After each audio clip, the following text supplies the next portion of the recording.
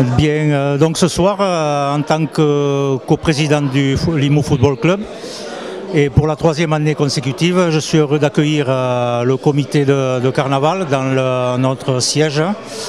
Donc pourquoi cette réunion? C'était une réunion de rentrée, donc une réunion avec un repas convivial entre toutes les bandes, puisqu'il y a ce soir 3 membres par bande.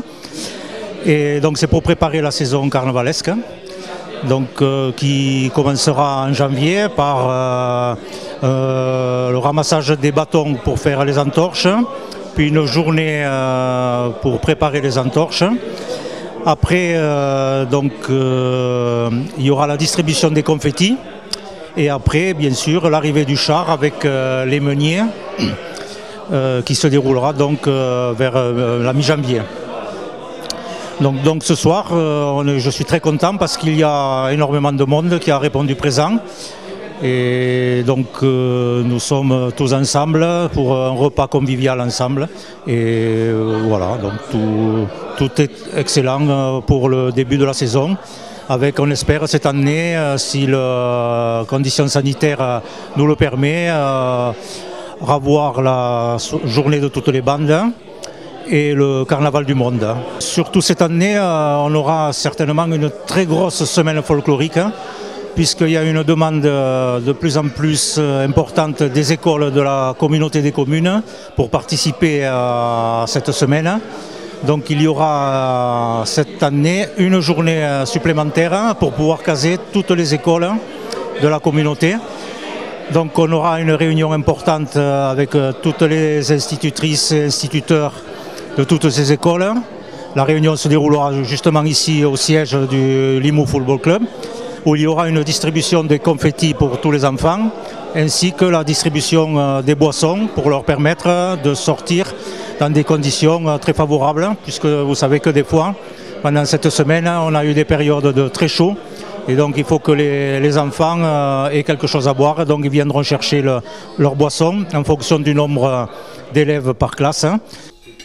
Cette année, c'est que le 7 janvier, nous allons faire les entorches avec la distribution des confettis. Le 14 janvier, il y aura l'arrivée du char. Et normalement, on a rencontré Pierre Durand, le maire de Limoux. Il nous a dit qu'avant l'arrivée du char, il y aura l'inauguration de la statue du meunier. Vous savez, ce meunier qui a fait Garanto. Donc normalement, il voudrait le mettre au point de Chalabre. Donc vers 18 h, il y aura l'inauguration de ce meunier et ensuite l'arrivée du char de la Ragout.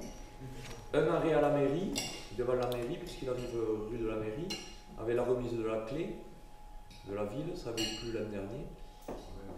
Voilà. Et ensuite, ce qu'il y aura, la première sortie des arcadiers, et ensuite le calendrier qui se déroule.